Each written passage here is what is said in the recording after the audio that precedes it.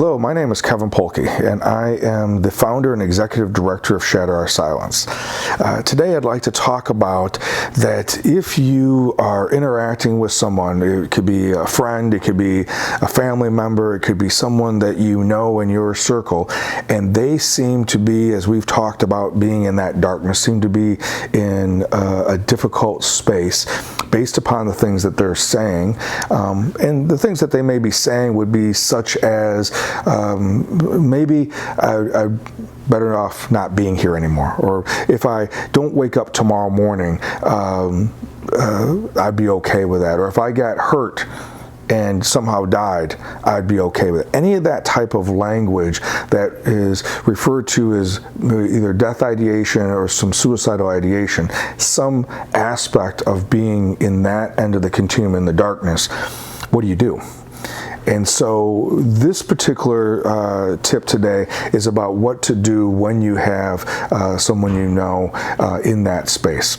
And it's really kind of broken down. It's not simple to do. It takes practice like anything else. But there's three stages that you can do.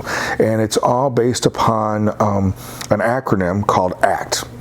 And the first one of the ACT is the A, and that is ask questions. Asking your friend or significant other questions about where they're at. Maybe even recognizing, how are you doing? I've noticed that you seem not to be hanging out with us as much as normal, or you seemed to be down, or you seem like I've noticed that you're not eating the same as you did before. Not in a critical way, but more of an observation way. And so it's really asking for what you're observing. What have you noticed that is going on with that person? And what you really want to do is want to know, where is that person coming from? What's their story about how they're feeling and how they're thinking at this particular time? So many times when people are in the darkness, they tell me that they don't feel heard or don't feel understood, that people just want how they feel to go away, and try to minimize it, or try to brush it off, or try to scare them into not feeling that way.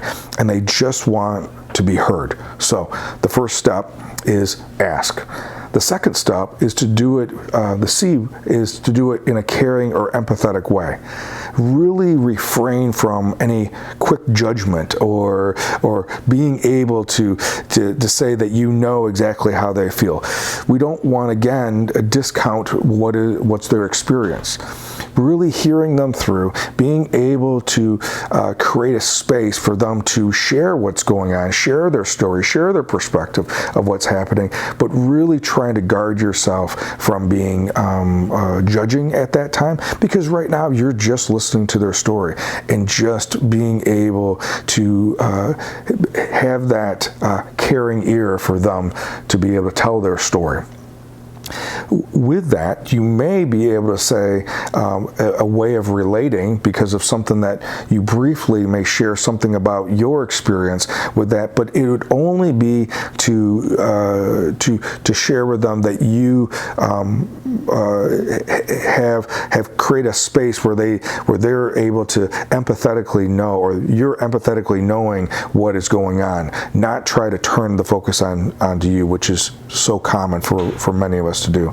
And the third step, after asking the questions, after as you're doing it in a caring, non-judgmental, empathetic way, have the courage to be able to tell someone that if it's a young person, being able to have the courage to tell someone, if meaning their parents, or getting them to a safe place, that if you are a friend of someone, letting that teacher know, letting that coach know, letting that parent know, or that school official know about what's going on, because we want to help them as you've gone through this process with them and create that space for them. We want to make sure that they are able to get into a safe place if that's what's needed. Sometimes it isn't what's needed. Sometimes it doesn't require going to a hospital. It may just be Maybe starting counseling or getting involved with some type of community group. We don't really know for sure until we take a better, closer look, and sometimes we need that outside perspective to do that. So when you have a significant other or a friend who's in that darkness, you now can be equipped to act. Ask those questions to know what their story is. Do it in a caring, non-judgmental, empathetic way, and then having the courage to tell someone to get them into a safe space to be able to move them out of that darkness.